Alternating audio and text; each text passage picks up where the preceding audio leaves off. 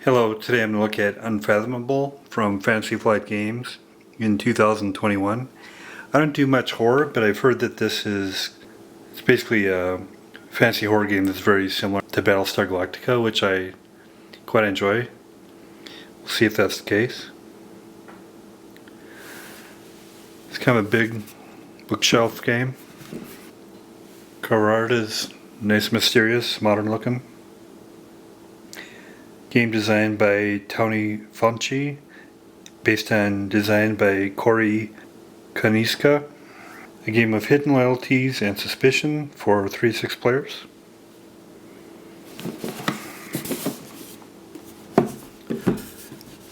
From the basic description, I can see I might have some similarities to Battlestar Galactica. First of all, the design is similar. You have an ocean-going vessel instead of a spaceship. You have various enemies outside your ship, whether it's in the ocean or in space. They're trying to thwart your mission. You have some secret traitor in the midst. Setting. The year is 1913. You are the passengers and crew aboard the steamship SS Atlantica, a small passenger ship operated by Fairmount Shipping Company, that's traveling across the Atlantic Ocean en route to Boston, Massachusetts. During the first days of the voyage, there are rumors that the lookouts had spotted large dark shapes in the water following by the ship. Some of the ship's occupants have been behaving strangely, making croaking sounds or staring unblinkingly at the open sea.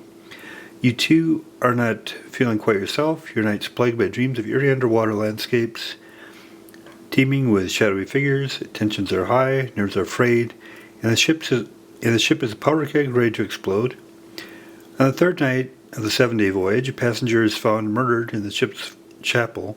Her body is slumped over an ancient tome with ritual components laid out around her on the chapel's altar. An illustration on the open page of the tome depicts a figure in the center of a shimmering circle. Outside the circle is a swarm of fleeing monsters. You do not have long to contemplate the meaning of the image before cries and screams of horror go up around the ship. Something has emerged from the water and is climbing aboard. During the game, the human players arm themselves with items, fight deep ones, rescue passengers, and make sure that the ship stays afloat.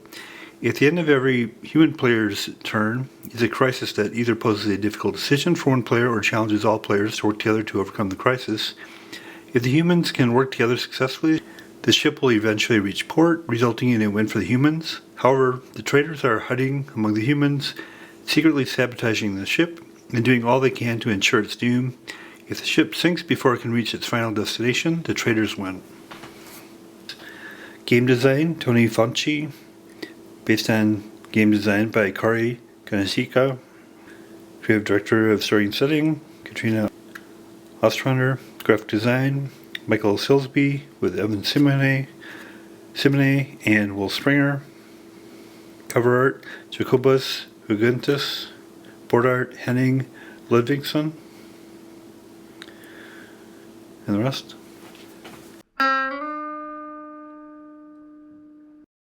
Then we'll look at components. The storage solution is pretty basic. A lot of Fantasy Flight games have this kind of solution where you got kind of open area into here. You can put your figures under here, and then you put your other components in here. Pretty basic. 28-page Learn to Play reference, and a 24-page rules reference, and quick reference on the back of the Learn to Play. These are all miniatures. They're done very well. There's the Mother Hydra, Father Dragon, and these are the deep ones. They're all the same. And there are 20 deep ones. There's 10 different characters, and they each have a kind of a play stand. Might be nice if they had miniatures, but works out well because then the figures on the stand match also the figures that they have in their play cards, so there's no confusion. So I think that works fine. There's the captain, the engineer, the ship surgeon, the first mate, and the master at arms. There's the jinx, the stowaway, the exile, the mathematician, and the apprentice. There's a card for each of the 10 characters. And it shows these draw 5 skill cards, and it shows the mix of skill cards. So, for instance, the captain would get 3 influence and 2 will, whereas the apprentice, William Bolig, would get 3 lore and 2 will. These are actions you can take. For instance, the captain experience after skill cards are revealed during a skill check. If you are not in the brig, you may add 1 skill card from your hand to the deck. And this indicates what happens if you reveal as a traitor.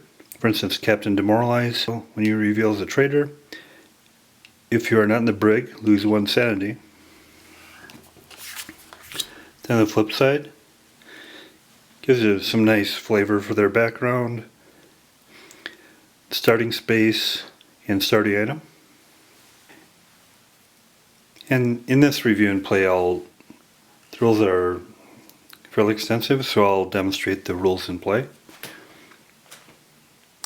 There's 3 identical traitor reference sheets with the front and back side.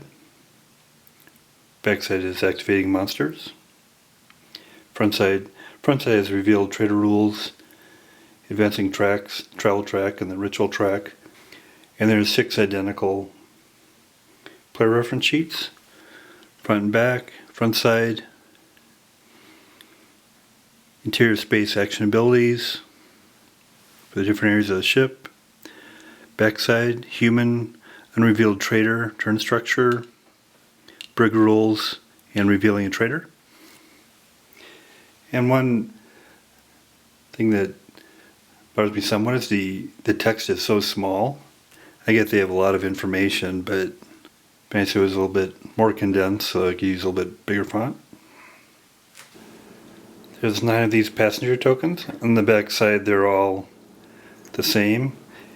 On the other side, there's 3 different types, and these indicate resources they're recorded from. X is no resources. This represents soul, and this is resource of a soul and a sanity. And passengers aren't viewed as players, they're just other passengers on the ship. 8-sided dice, first player token. These are tokens for the tracks. The travel track token on a stand, and the ritual track token on a stand. There's 4 traitor indicator tokens. There's 2-sided, kind of the lavender and the black. And they would go beneath the base of the appropriate player. There's a lot of cards involved in the game. There's these larger cards and then these smaller cards. There's 70 of these mythos cards that are used during that step. And it's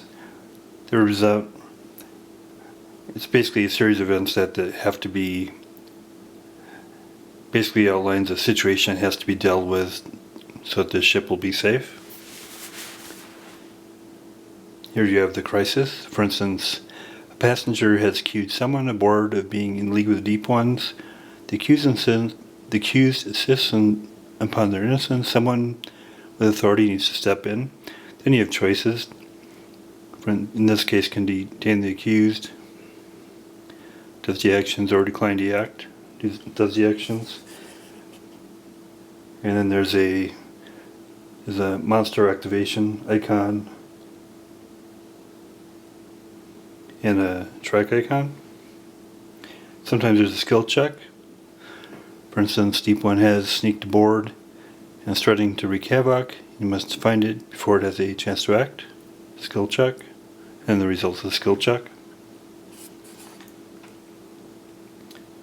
And I'll show that in play. Sometimes there's a combination of them, and sometimes they're character specific. Then there's loyalty cards, or if you're a human, occultist, or hybrid, your winning conditions at the end for them. Then you have the Keeper of the Tome Line of Succession. Goes in the characters. Start here and work your way down based on who's in the game. Similarly, the Captain Line of Succession. Start up here and then work your way down depending on who's in the game. The flip side of these, it shows you what action the Keeper of the Tome does and what action the Captain does. Then the smaller cards, I've shown the back side and the front side here. You have 126 skill cards. There's 21 each of 6 different types. There's 20 item cards, 20 spell cards, 20 waypoint cards, 10 feature cards for different characters, and then ship damage cards. For the skill cards, there's 6 different types of skills. There's influence, lore, observation, strength, will, and treachery. This one has a symbol for treachery. And here's the lore, the action on item cards. Describes how it does and how it helps you. On the spell cards, describes what it is and the effects. These are waypoint cards that are important for game victory. What you resolve on the waypoint card. Each waypoint card has a value of 2, 3, or 4. After you resolve waypoints that add up to a target distance of 12, the game will end in human victory if the token on the travel track reaches the arrive space one more time. The feature cards show the individual features for the 10 different passengers. For instance, for Samiri Dola, after calculating the total of a skill check, if you are not in the brig, you may increase or decrease that total by 1 for each item you have. If you do, remove this feature from the game. Then the ship damage cards.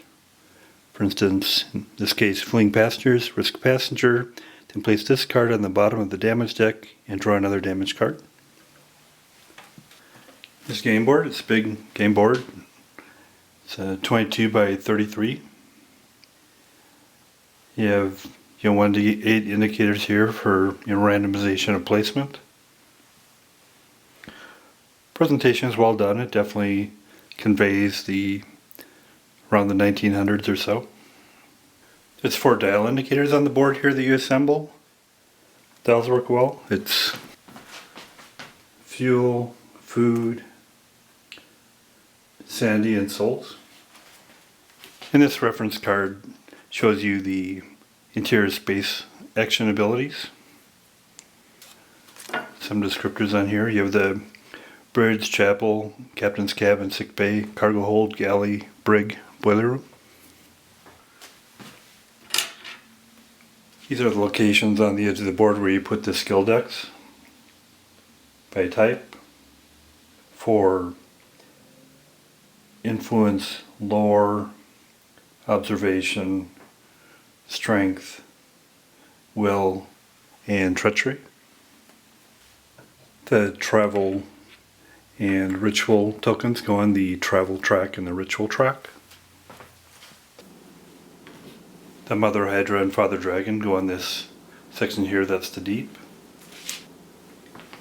You build a chaos deck based on skill cards you put up here. This is where your damage deck goes. These are various locations for the deep ones. Then I'll go ahead and demonstrate the rules in play. First of all, you set up the game board, set tracks, put the travel and ritual tracks up here, the markers at the start position. Set all the resource dials to 8. Put the skill decks down here, their appropriate area. Divide them up by their categories, including the treachery you put over here. And of course you shuffle these ability cards. Then you shuffle the mythos decks and the damage decks, and you put the damage deck at this location. Place the monsters and passengers in their starting position. A couple old ones here, a couple old ones here, a couple on the ship.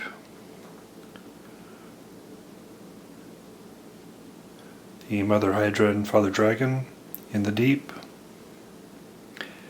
And you randomly draw 2 of the passenger tokens and put them face down so you don't know what they are. One in this location, one in this location. Create a chaos deck. You take 2 cards from each of the skill deck except for the treachery deck, so these 5 decks here. Shuffle them and put them up and make the chaos deck and set it up here. Select characters. I'll be doing 3 players, and I'll use the players they recommend for a new player. I'll be doing William Bollig, the apprentice, Svenla Getroitz, the ship surgeon, and Jean Lafarge, the engineer. And you set up their character sheets, their feat card, and their starting item, which is indicated on their character sheet for each of them. William Bollig starts with he has the Elder Sign Amulet. Svetlana Getroitz has a travel pharmacy. Jean Lafarge has a toolkit. You put them on the map in their starting locations, it says in the card. William Bollig goes in the chapel. The surgeon, Svetlana, goes in the captain's cabin. Jean Lafarge, the engineer, is in the boiler room. I'll randomly select William Bollig to be the starting player. The other players that aren't the starting player get to draw skill cards. And the combinations actually can have our Svetlana has 1 lore, 2 influence, 2 observation. Jean Lafarge has 1 influence, 2 observation, 2 strength.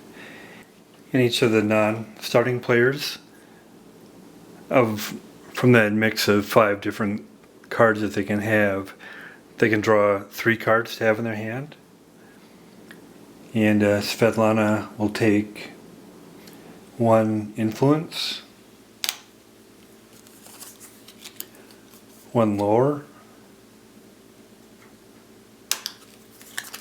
and 1 observation. And what she has are shriveling, nothing to hide, and watch and learn. Jean Lafarge will take 1 influence, 1 observation, 1 strength. And he has coordinated effort, watch and learn, and combat training. And then you shuffle the waypoint deck. And you give them to the captain land succession. The captain will get it. So it goes Kalani Tiptu, the captain, Arjun Singh, the first mate, Jean Lafarge, the engineer. So Jean Lafarge is the captain. And he'll have these cards. Then you shuffle a spell deck. And they go to the character that's in the tome land succession. And that goes William Bollig and then down, and William Bollig is the first in line, so he'll get that. Then you create a loyalty deck based on the number of players. So we're doing 3 players. We'll have 1 hybrid loyalty card, 0 cultist, and 5 human loyalty cards. So I'll take 1 hybrid, 5 human, and then you shuffle it. And I deal 1 of these cards to each of the players face down. And they, in secret, look at what cards they have. The other players don't know. William Bollig will be a human. Svetlana is a human. John LaForge is a hybrid. That's set up, and then we'll get into play. The loyalty cards affect the game by giving some flavor, but mainly by giving different end conditions, so it kind of dictates how they have to play the game. For the humans, which are William Bolig and Svetlana Treitors, they're human. You feel like you're a human, but you can never know for sure. If you have only human loyalty cards, you win the game if the human objective is met. And then John LaForge is a hybrid. You begin to notice changes in your appearance and feel an inexplicable compulsion to help the creatures attacking the ship. If the game ends before the human objective is met, which is getting to port, you win the game even if you have one or more human loyalty cards. So humans succeed when they get to port, and the traitors or hybrids succeed if they don't get to port. And the way to get to port is when you move along the travel track here. When you get to the arrive, you get a waypoint. The captain gets a waypoint, for instance here, and this is the amount of fuel used. And when you go through that enough times and resolve enough waypoints so that you get a total of 12 or more, and then after you get a total of 12 or more, you go back to and you transverse it one more to the arrive, then you're in port, and you either win or lose depending on what character you type you are. And each time you move the travel token one of these spots, the monsters in the water move back along the ship, so that'd be one movement.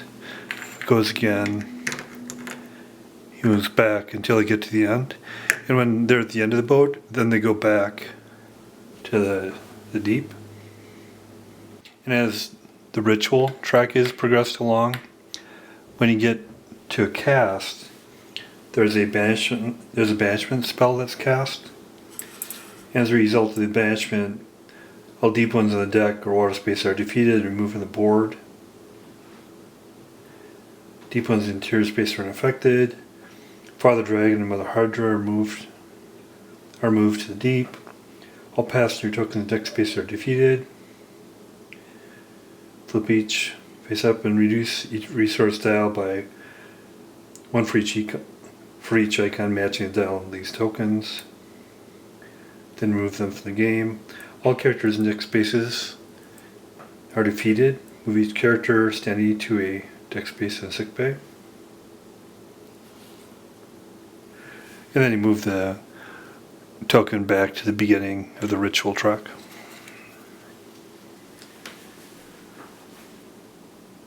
So each player takes a turn during a round, and each player's turn, they do 4 steps. You receive skills, and then you do the action step where you can perform 2 actions.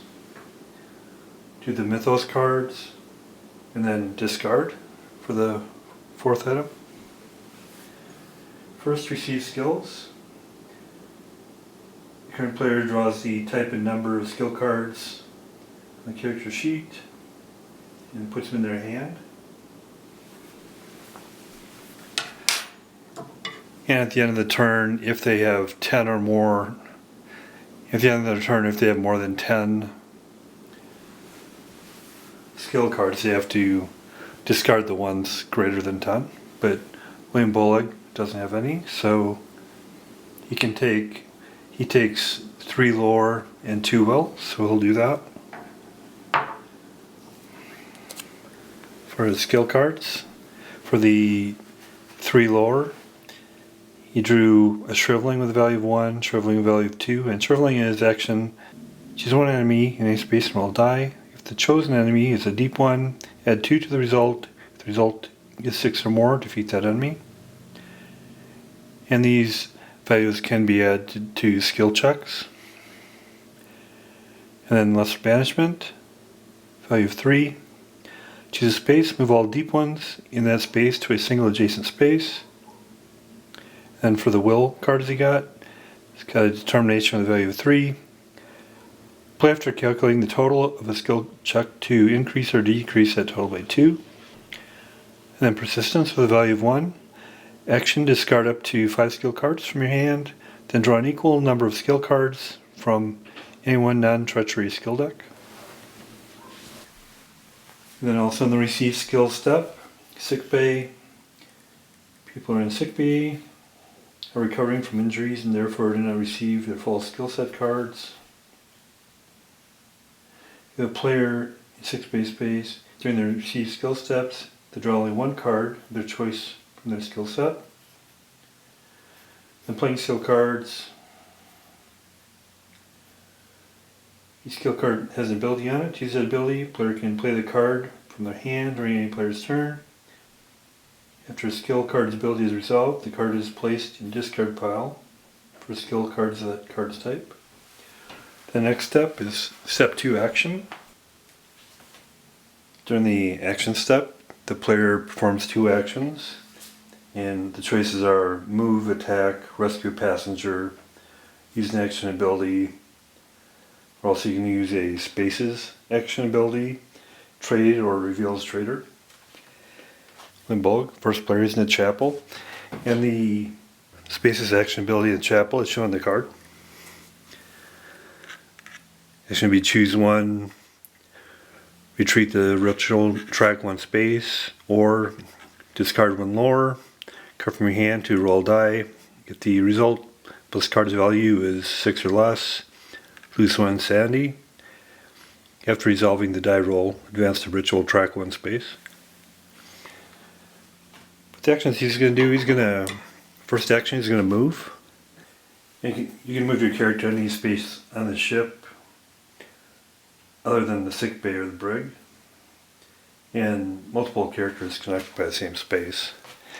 So he moved, that's his first action. The second one he'll do is rescue a passenger. Since he's on the same spot, he can do that. And by rescuing the passenger, you take him off the board. If they weren't rescued and they were defeated, the ship and crew could lose that passenger,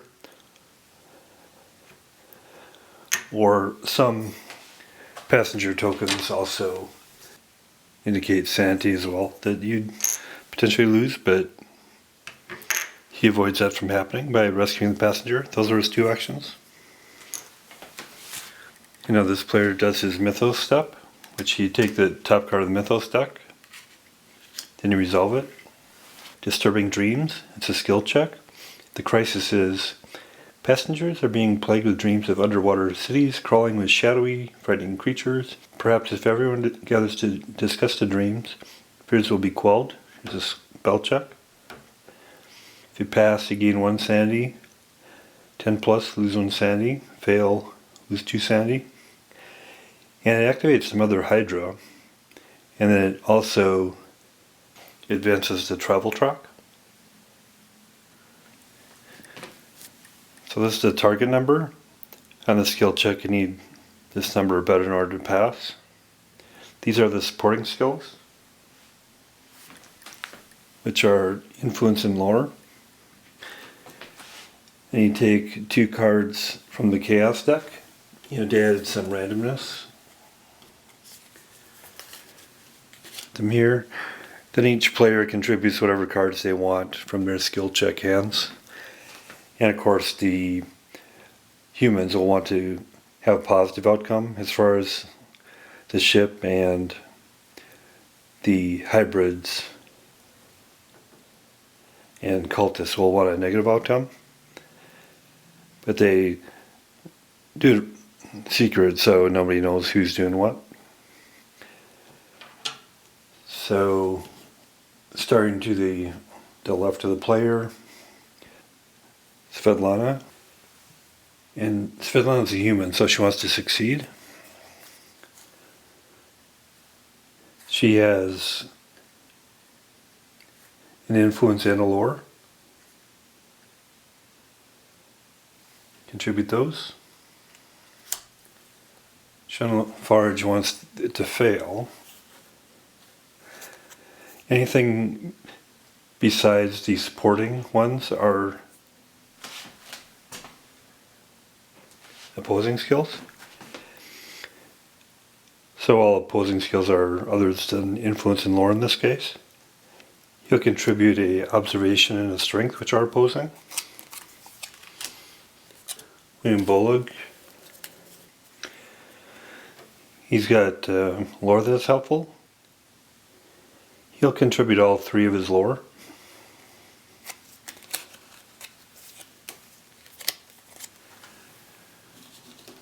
Shuffle those so they don't know who did what. So it's secret who's opposing and who's not. Then you separate them by supportive or opposing.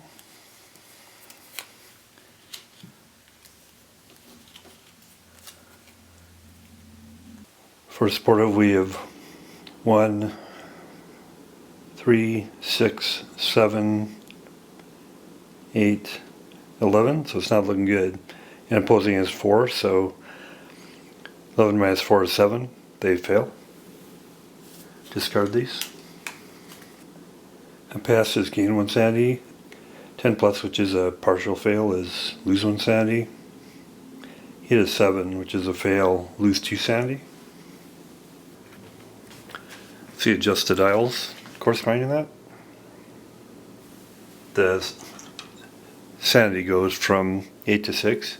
It's interesting they do the sanity on the whole, ship's crew versus individually, but I guess it works. Then we resolve moving the track icon.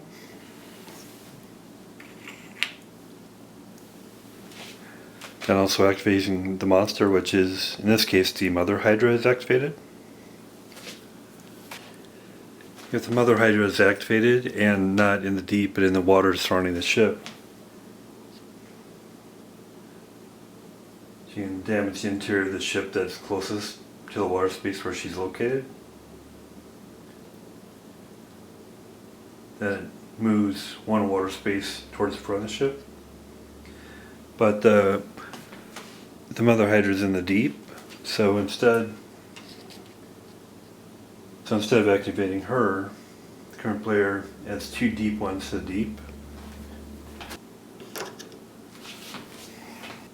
If there are 4 more deep ones in deep, the current player rolls a die and moves the Mother Hydra and all deep ones in deep to the water space in front of the ship that matches the result on the die.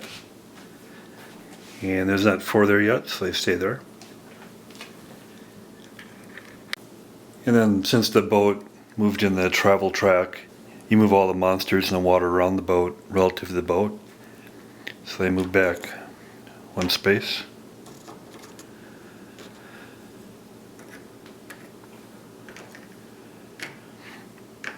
I like how they do that to show the relative motion that the boat's moving forward. Although in each time you move the travel track, the boat's probably actually traveling many, tens of miles. So it's not that the monsters are staying still, but they're moving slower relative to the boat. It's a neat mechanism how they show that. And now the discard phase. If any player has more than 10 cards in their skill check hand, they turn those in and maintain at 10 or less, but none have that many. And then you move it to the next player, just to the left. So Jean Lafarge will go next. And the skills he gets are 1 influence, 2 observation, and 2 strength. You take the influence, 2 observation,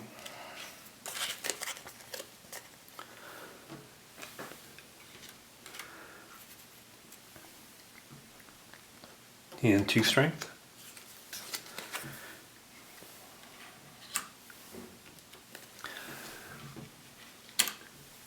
So the skills he gets in addition to the previous one he has are, he's got nothing to hide, Keen insight, the value of 3. Another keen insight with the value of 3.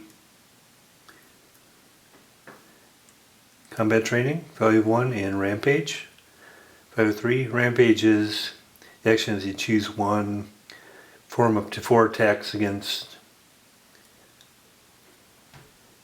enemies in your space, perform the action ability of one of your weapon items up to 3 times. That's handy. Now the action phase. And you can play, other players can play skill cards during other players' turns. So Svetlana will do her watch and learn. We draw 2 skill cards. These cards can be drawn from any non-treachery skill deck. So she gets basically 2 cards for 1. And she doesn't have strength or will, so she'll grab 1 from each of those piles.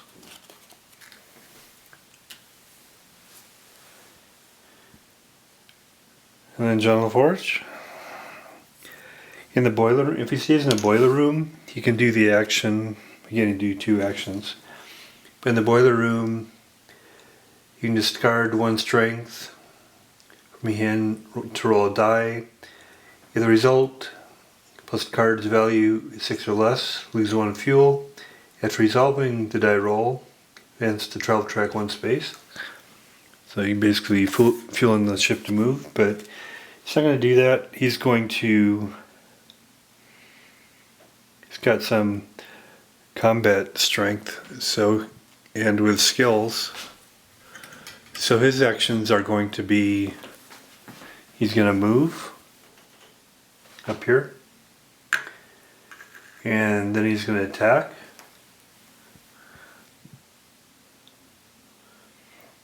And he has the rampage skill.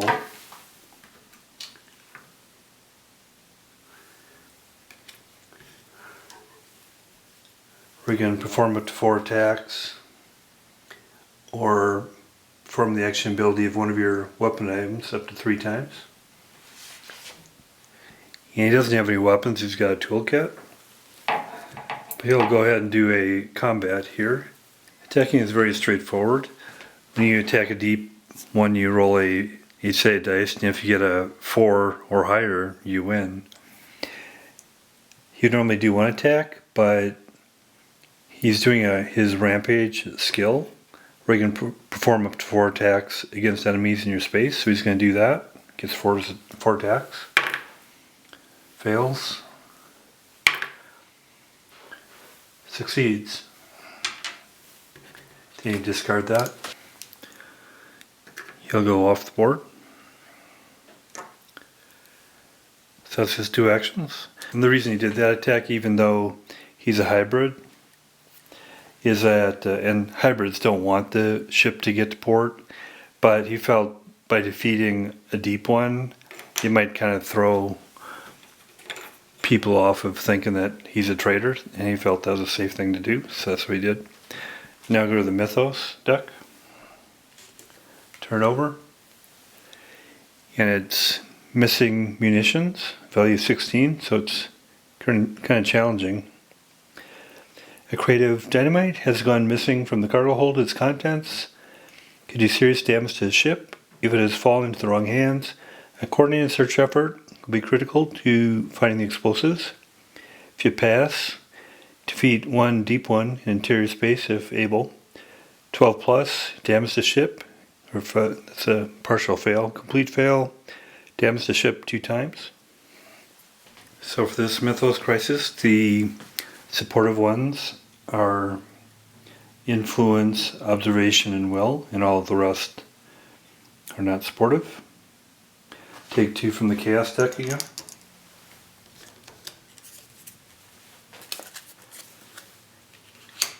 And everybody sees if they want to contribute some. There's not too many cards out there, so it might be a challenge.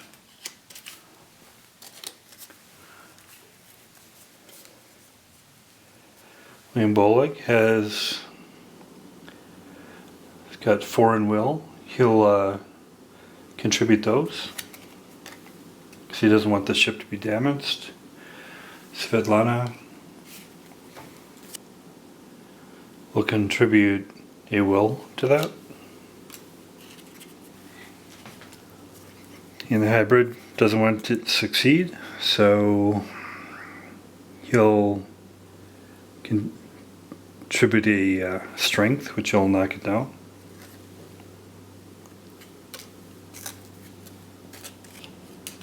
Shuffle them up, so you don't know who gave what. So here's the supportive ones.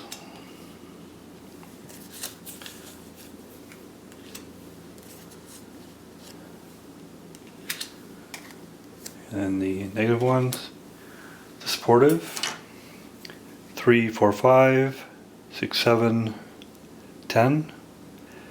And then the negative one is 1, so it's 10 minus 1 or 9.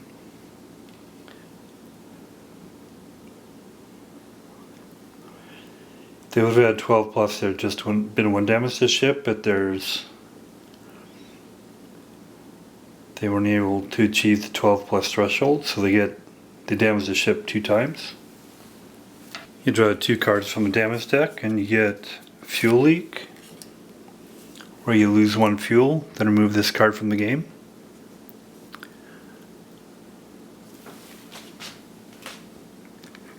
So fuel leak will reduce the fuel level down from 8 to 7. Then we discard that. And the second ship damage is structural damage. Place card in the space being damaged. Defeat each human in that space. Action. You can discard lore cards from your hand that have a total value of 3 or more to repair the space. So to figure out where the damage happens, roll a 8-sided dice, then we figure out what interior section gets the damage. 3. The damage is in the chapel. And since the chapel is damaged, you can't use those actions of that area.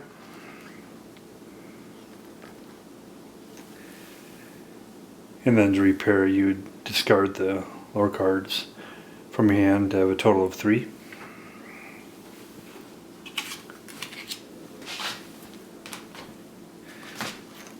If there's a character there, it would be defeated and then placed in the sick bay, but there's no character there right now. So hopefully that gives you a bit of the sense of how to play it. So hopefully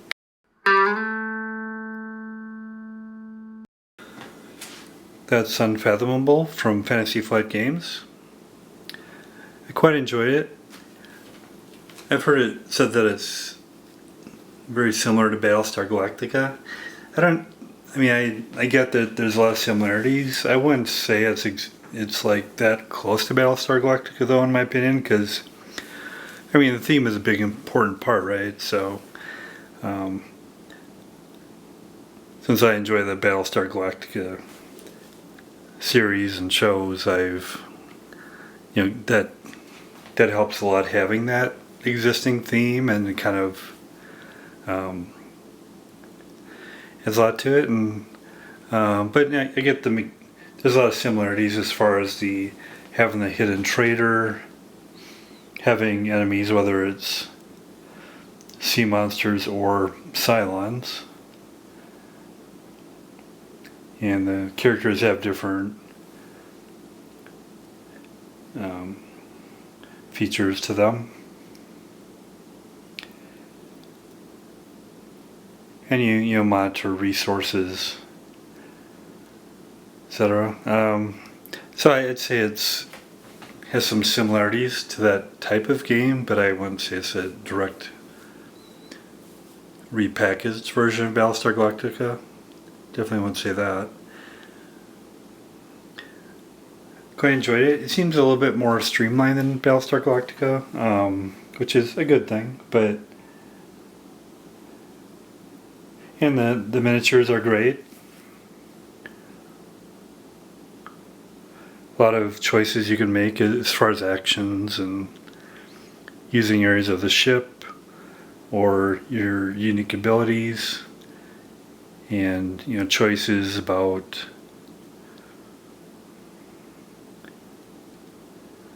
how are you going to hide if you're a traitor or not. Can you count on other players to combat monsters if you think they're a traitor, for instance? So it's an interesting game. I enjoyed it quite a bit. Definitely recommend it. The presentation is great. I wish the text on the cards were a little bit bigger, but that's kind of nitpicky. Overall, it's a great game. I'll give it a 9 out of 10. Thanks a lot.